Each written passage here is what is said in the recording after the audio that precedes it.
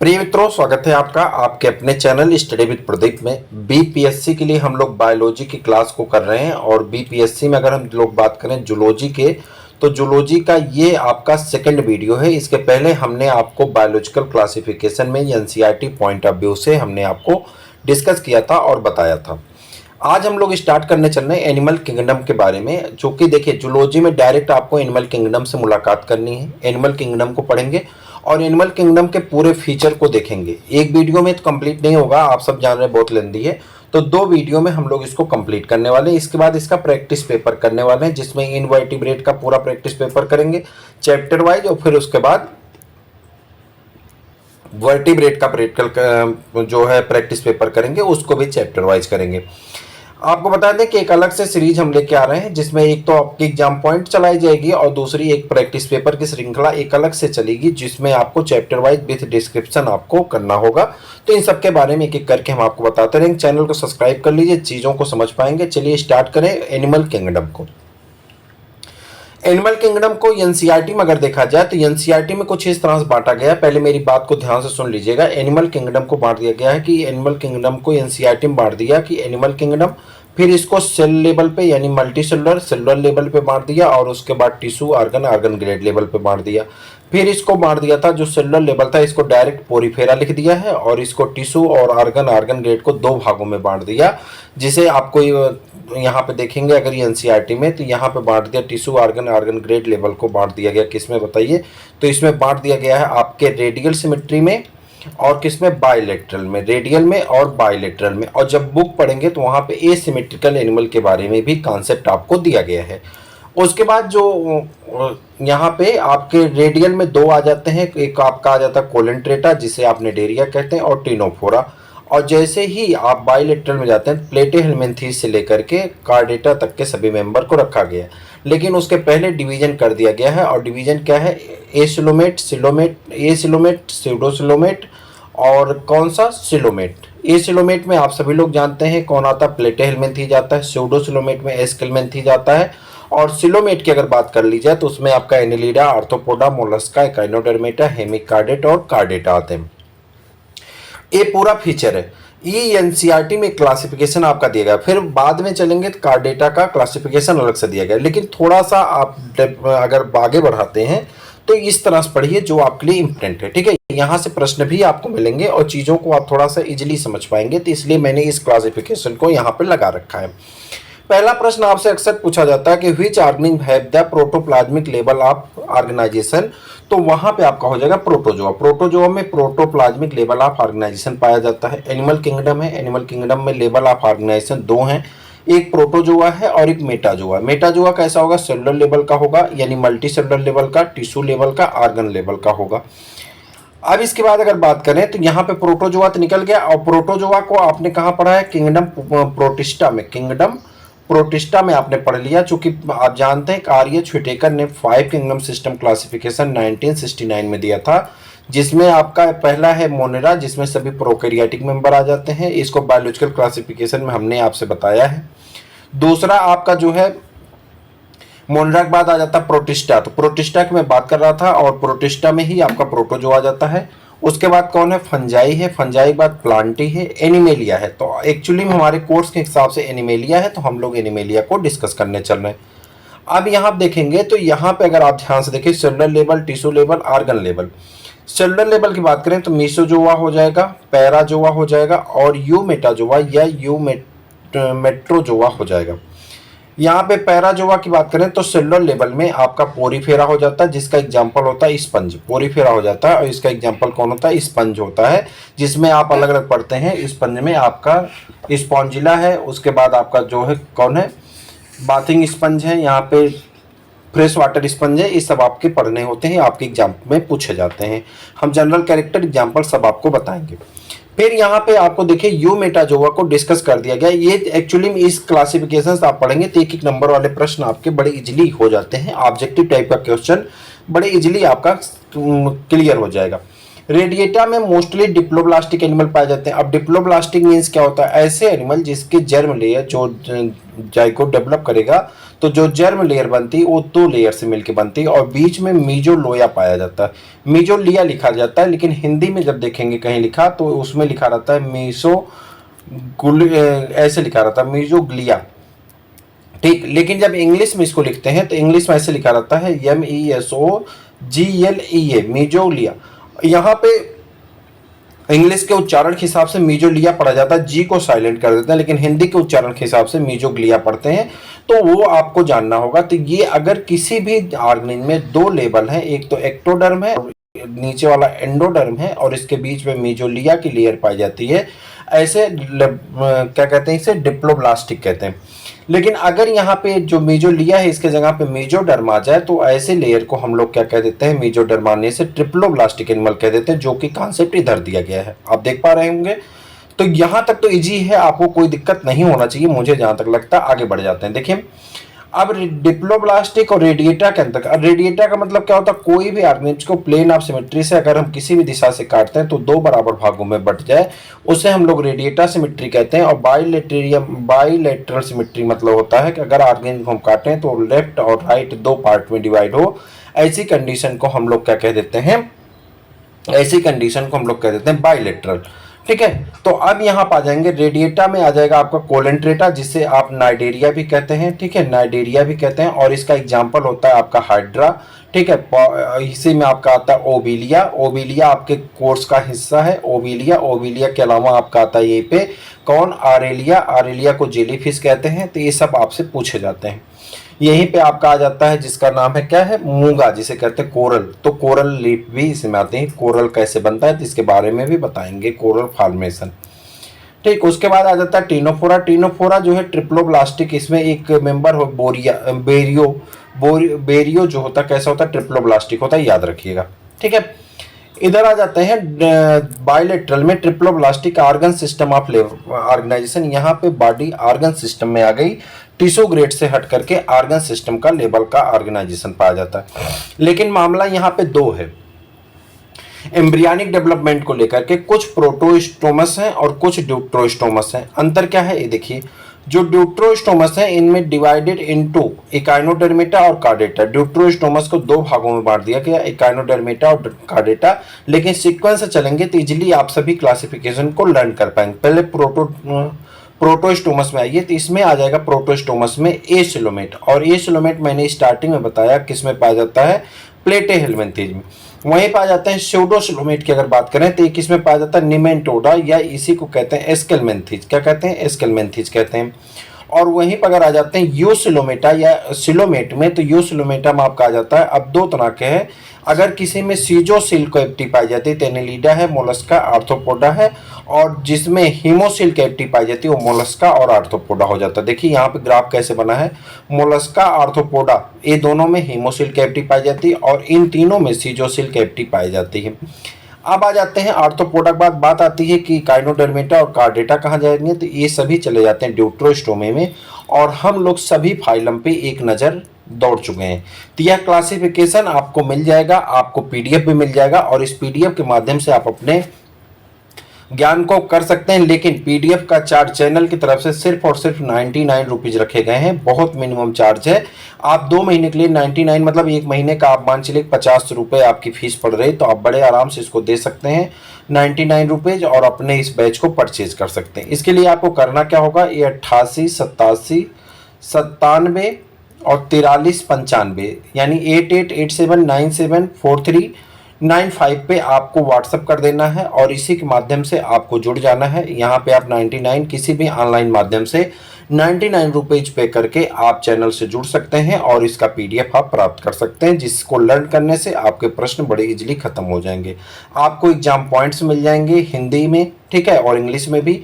Practice paper आपको हिंदी में मिल जाएगा और ये जो क्लासिफिकेशन है या जो क्लास है लगभग मोस्टली आपको इंग्लिश में पीडीएफ है, लेकिन समझाया टोटल हिंदी में जाता है, तो ये आपके लिए बेनिफिशियल हो जाता है।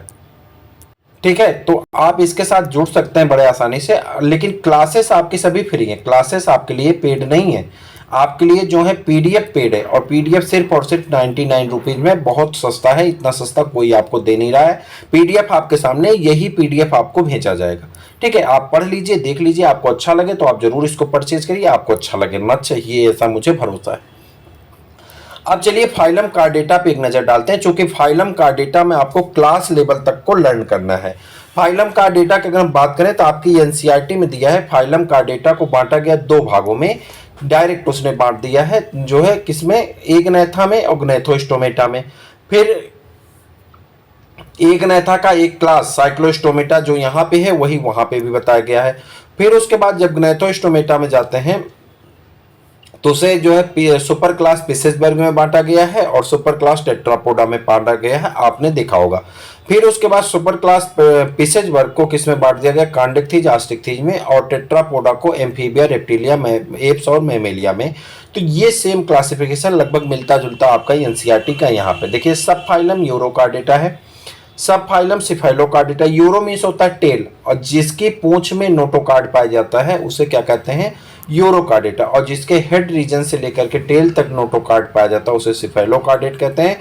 और जिसमें वर्टिब्रल कॉलम पाए जाते हैं, आपको बताना कितने वर्टिब्रल कॉलम ह्यूमन बीइंग में पाए जाते हैं, तो आपको आंसर करके बताना है। वर्टिब्रल कॉलम जिसमें पाए जाते हैं उसे हम लोग क्या कहते हैं, वर्टिब्रेटा कहते हैं। क्या कहते हैं, वर्टिब्रेटा कह देते हैं। ठीक है, इसके बाद वर्टिब्रेटा को दो किसमें बांट दिया, सेक्शन बना दिए गए हैं। एक सेक्शन का नाम है एगनैथा। एगनैथा मतलब यहाँ पे जालेस, इसमें जालेस होंगे, यानी इसमें जो है जबड़ा नहीं पाया जाता, जालेस एनिमल आते हैं। और दूसरे में ग्नैथोस्टोमेटा में इसमें क्या होता है कि जा वाले मेंबर आते हैं, जा मीन्स होता है जबड़ा।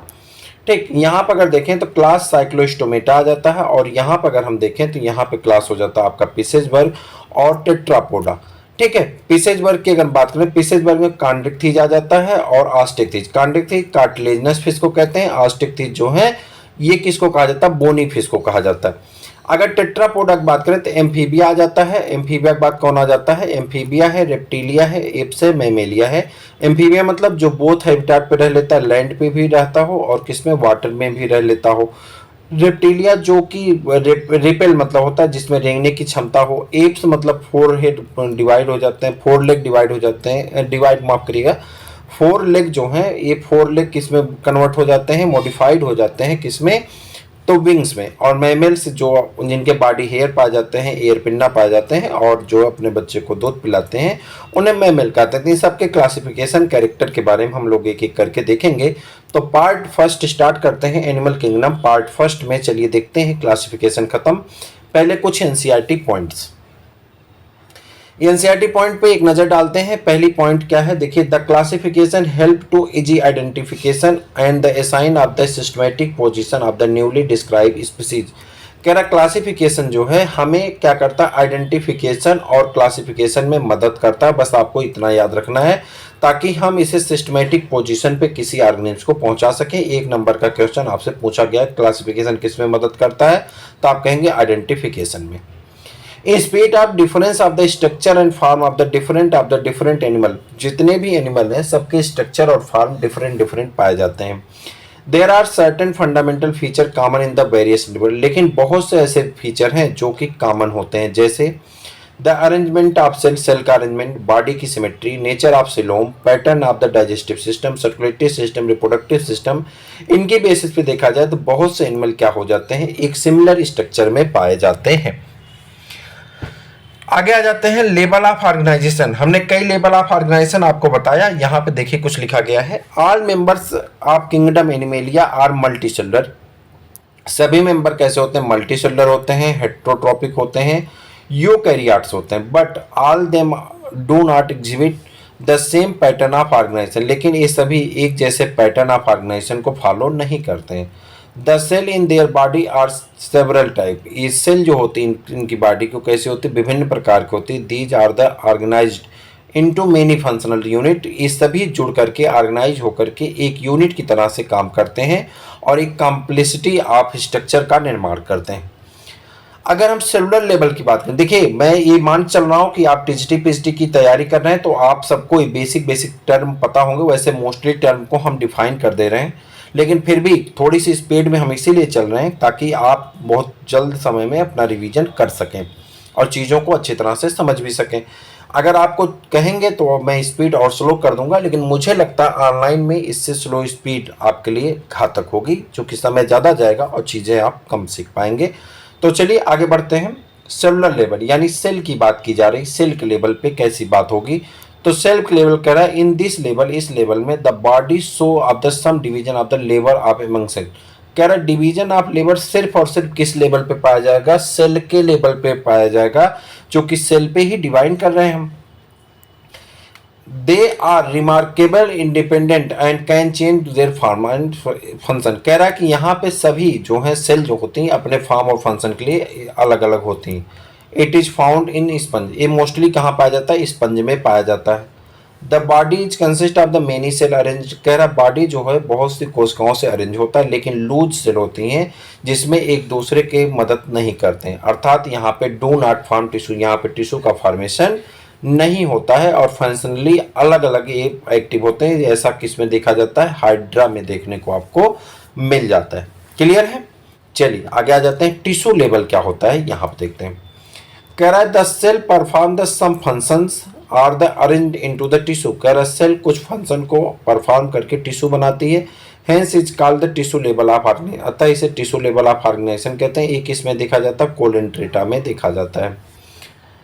आर्गन लेवल, आर्गन लेवल की बात करें, आगे आ जाते हैं तो यहाँ दिया है organ level. Organ level of organisation की अगर बात करें तो आर्गन लेवल में आपको यहाँ पर देखिए दिया गया है कि in Platyhelminthes and other higher phyla tissue and group to the form of the organ. Tissue group करके क्या बनाता है, organ. Each specialised for the particular function, ये सभी एक विशेष फंक्शन के लिए स्पेशलाइज्ड होते हैं। Organ level of organisation is present, इनमें आर्गन लेवल का ऑर्गेनाइजेशन पाया जाता है। Organ system level in animal like Annelida, जैसे कि Annelida, arthropods, molluscs, echinoderms and chordates, organ level of associated with the functional system, organ level of organisation पाया जाता है। The digestive system of Platyhelminthes has only single opening. कह रहा है कि जो प्लेटेहेल्मिंथीज होता है इसके डाइजेस्टिव सिस्टम में सिंगल ओपनिंग पाई जाती है into the outside of the body, body के आउटसाइड में। That serves as the both, that serve as the, कह रहा है को सर्व करेंगे माउथ को और एनस को, दोनों का काम एक ही सिंगल ओपनिंग करता है। हेंस कॉल्ड, इसलिए क्या कहते हैं, इनकम्प्लीट डाइजेस्टिव सिस्टम कहा जाता है। क्या कहते हैं, इनकम्प्लीट डाइजेस्टिव सिस्टम कहते हैं। देखिए a complete digestive system has two opening.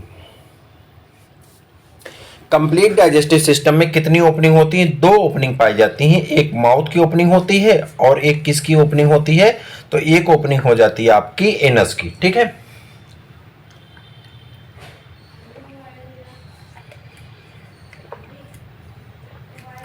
Another example is two type of the circulatory system. दूसरी की अगर बात करें तो सर्कुलेटरी सिस्टम में कितने प्रकार होते हैं, दो प्रकार के, open type and close type. अर्थ क्या होता है इसका, ओपन टाइप का मतलब होता है कि यहाँ पे ब्लड जो है बॉडी के कंपार्टमेंट पे फ्लो होते हैं, यानी एक से दूसरे, दूसरे से तीसरे कंपार्टमेंट में। यहाँ पे आर्टरीज, वेन और कैपिलरी, इन तीनों क्या होती हैं, एब्सेंट होती हैं। कहाँ पे, ओपन टाइप में। और अगर क्लोज टाइप की बात करें तो क्लोज टाइप में क्या पाया जाता है, आपको पता है, क्लोज टाइप में हो जाएगा आपका क्या पाया जाएगा, तो क्लोज टाइप में आर्टरी, वेन, कैपिलरी पाई जाती हैं, ब्लड वेसल्स में फ्लो करते हैं। ठीक है।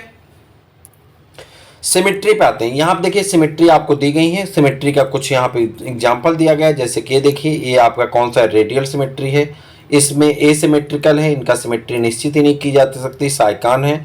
और ये जो है आपका बायलेटरल है, तो ये राइट पार्ट है, ये लेफ्ट पार्ट है, तो ये आपके बायलेटरल है। ह्यूमन बीइंग भी बायलेटरल में आ जाता है। इस एग्जांपल से आप बड़े आराम से समझ सकते हैं। नन का मतलब होता है एसिमेट्रिकल, क्या कहते हैं, एसिमेट्रिकल कह देते हैं। क्या कह देते हैं, एसिमेट्रिकल कहते हैं। आपकी एनसीईआरटी में एसिमेट्रिकल टर्म यूज किया गया है। ठीक है। एनसीईआरटी में जो यूज किया उस चीज़ों को आप गलत मत करिए। आगे ये the symmetry refers to at the arrange of the part on the opposite side of the body of three-dimensional animal. On the basis of symmetry, the animal are of two type. कह रहा है अगर symmetry की बात करें तो animal कितने प्रकार के होते हैं? दो प्रकार के, एसिमेट्रिकल और सिमेट्रिकल. एसिमेट्रिकल की बात करें तब इसमें कोई भी प्लेन ऑफ सिमेट्री नहीं बनती है और ये क्या हो जाता है, इसका एग्जांपल स्पंज हो जाता है.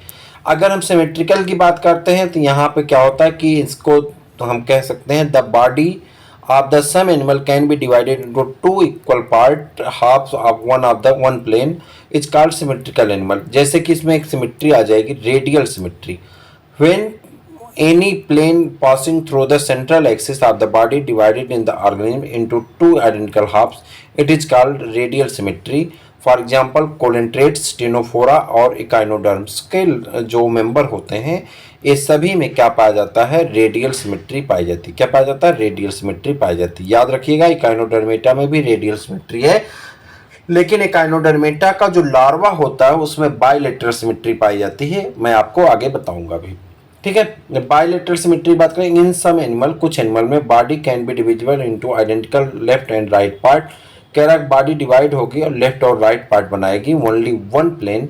This is called bilateral symmetry. ये किस में होता है? एनिलिडा में, आर्थ्रोपोडा में, एटसेट्रा में.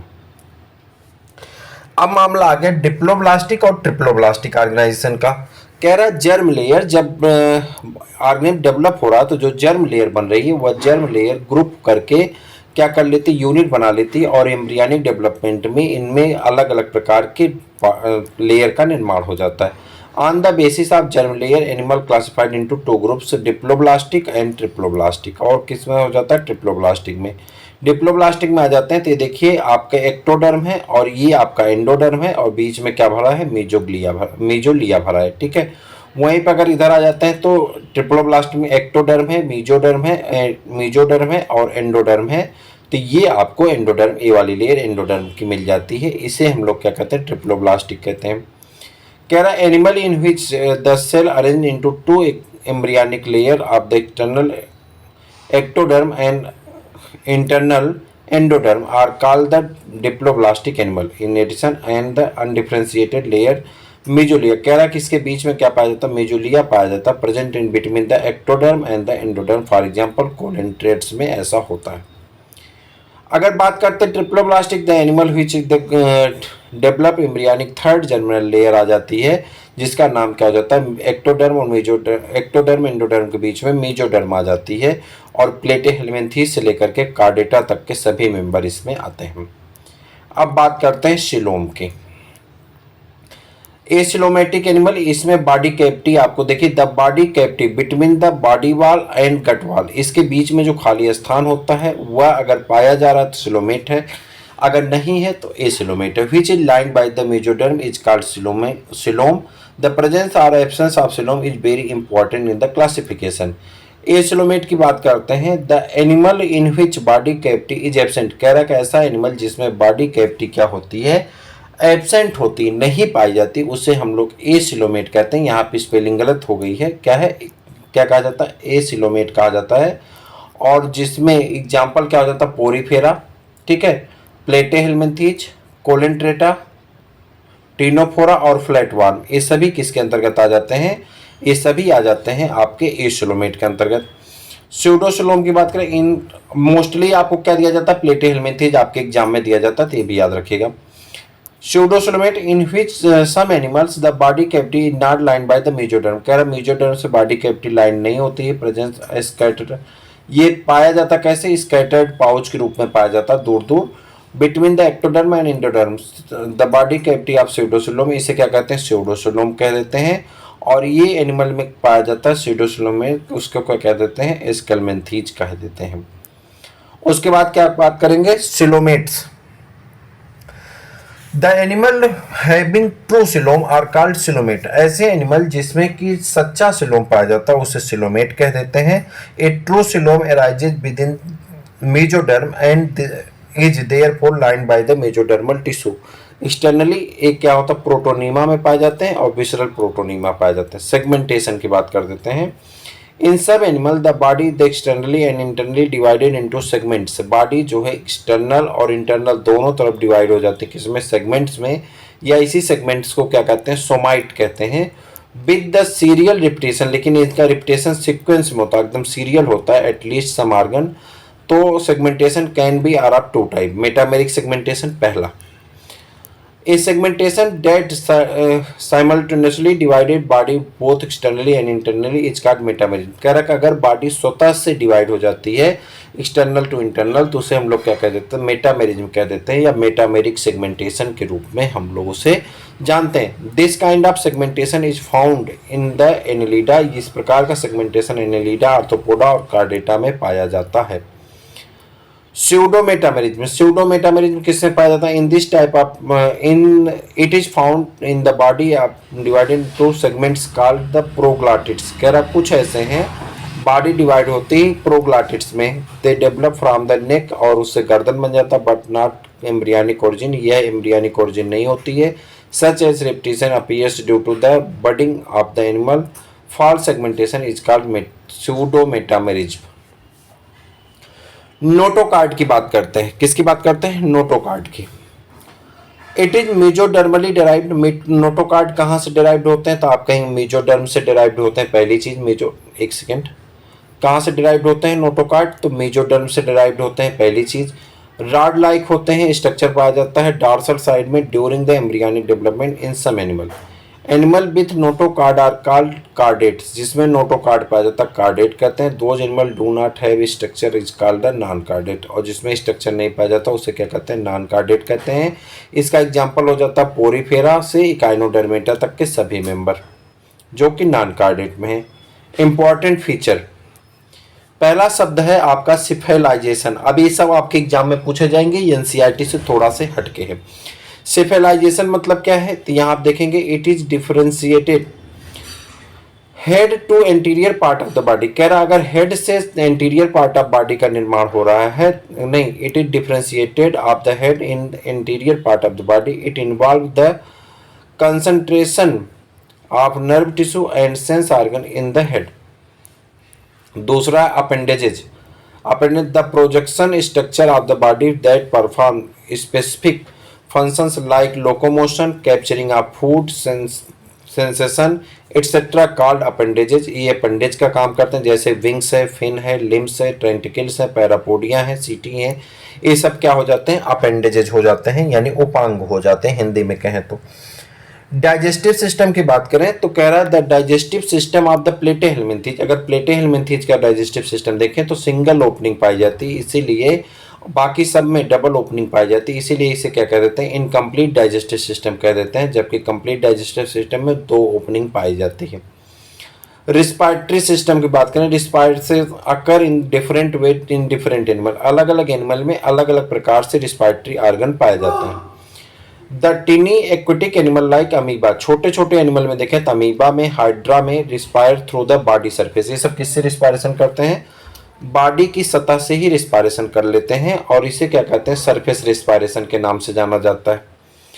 उसके बाद बात करते हैं लार्जर एक्वेटिक एनिमल की। अगर बात करें तो स्पेशल ऑर्गन पाया जाता है गिल, और इससे रिस्पायरेशन करते हैं। This is called the branchial respiration. इसे क्या कहते हैं, ब्रांचियल रिस्पायरेशन। प्राण में और झींगा मछली में पाया जाता है, ठीक है। The land animal respire through lungs. Land animal जो होते हैं कहाँ से रिस्पायरेशन करते हैं, लंग्स से रिस्पायरेशन करते हैं। This is called pulmonary respiration. इसे क्या कहते हैं, पल्मोनरी रिस्पायरेशन कहते हैं। और ये किस में पाया जाता है, फ्रॉक्स में, स्नेल में, लिजर्ड्स में, बर्ड्स में और मैमल्स में पाए जाते हैं। कहाँ पे पाए जाते हैं, ध्यान से देखिए, तो कह रहा है कि बर्ड्स में, स्नेल में, बर्ड्स में, लिजर्ड में, ये सब में पाए जाते हैं। Insect have tracheal respiration. कुछ में ट्रैकियल रिस्पायरेशन पाया जाता है, which occur through the trachea, जो कि किसके द्वारा होता है, ट्रैकिया के द्वारा होता है। That means inter communicate tube which gases exchange occur, जिसके द्वारा गैसेस एक्सचेंज हो जाता है।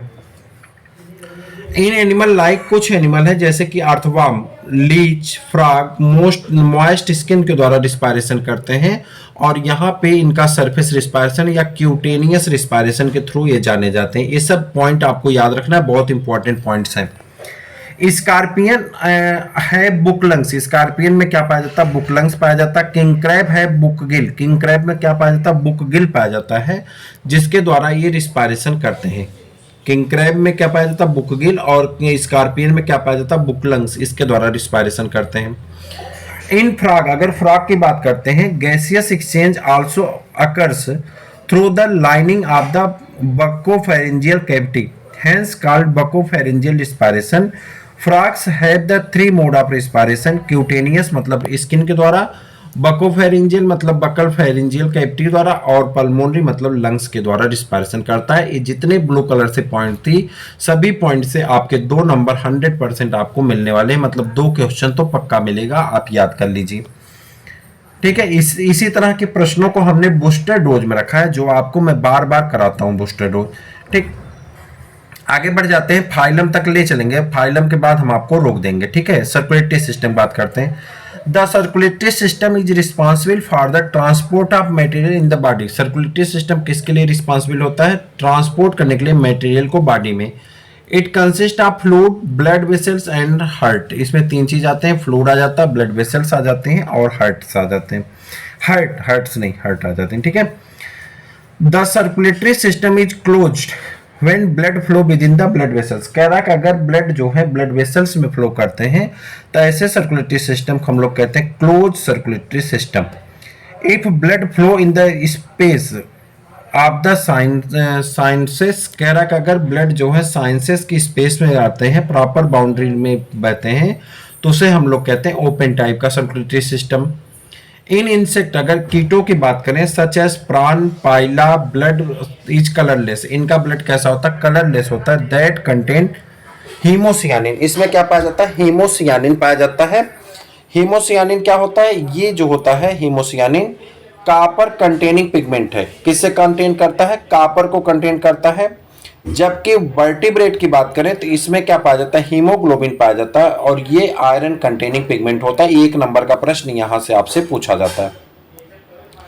सर्कुलेटरी सिस्टम की बात करें, circulatory system involve the removal of nitrogenous waste product from the body to organism of the help of the excretory organ.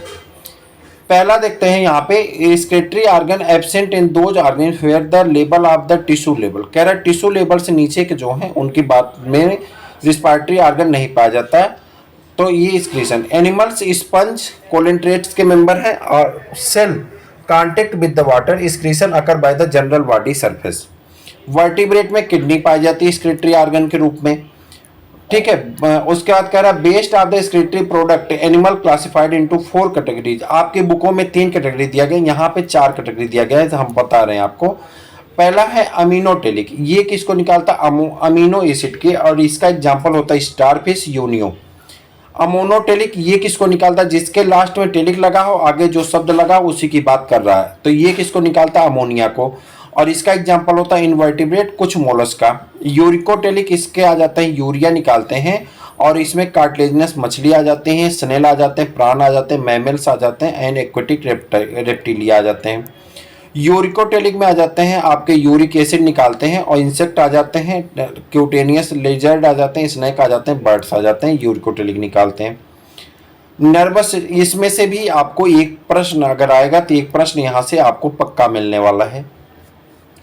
Nervous system की बात करें तो the nervous system is the aggregate nerve cell and the help in the coordinating of controlling various activity of the body। endocrine system की अगर हम बात कर दें, the endocrine glands are also ductless gland। endocrine gland कैसी होती है, ductless होती है, और exocrine कैसी होती है, duct gland होती है। the secrete hormone, endocrine gland से क्या निकलता है, हार्मोन निकलता है। endocrine gland occur in the vertebrates, some invertebrates में भी पाए जाते हैं। सेंसरी ऑर्गन की बात, सेंसरी सिस्टम की बात करें, the sensory system specialize cell पाए जाते हैं, टिश्यू ऑर्गन ये सब पाए जाते हैं। यहाँ पे sensory organ consist of the different structure such as the antennal, tentacle and spin, tentacles, skin, statocyst, balancing organ होता है, ये आपसे खूब पूछा जाता है, स्टेटोसिस्ट बैलेंसिंग ऑर्गन है। ईयर हियरिंग ऑर्गन है, ऑल्फैक्टरी स्मेल का है, टेस्ट बड जो टेस्ट का है, आई विजन का है, लेटरल लाइन करंट रिसेप्टर का है। स्केलेटन सिस्टम की बात करें तो इसमें हार्ड इंटरनल एक्सटर्नल फ्रेमवर्क आ जाते हैं, provide support and shape of the body. The animal is the body Platyhelminthes, Aschelminthes, Annelida, skeleton ये आपके पाए जाते हैं। एक्सोस्केलेटन जो शरीर के बाहर का स्केलेटन होता है, जैसे it is the supportive protective framework present in the externally of the body, non living material से बने होते हैं। याद रखिएगा, इंपॉर्टेंट फीचर है आपका। External shell of the Mollusca, Mollusca में पाए जाने वाले सेल, आर्थ्रोपोडा का cuticle, scale of the fish, reptiles, feather of the birds, hair, hoof, nail, ये सभी क्या होते हैं, क्ले, ये सभी क्या होते हैं, एक्सटर्नल ऑर्गन। क्या कहते हैं इसको, एक्सोस्केलेटन कहते हैं।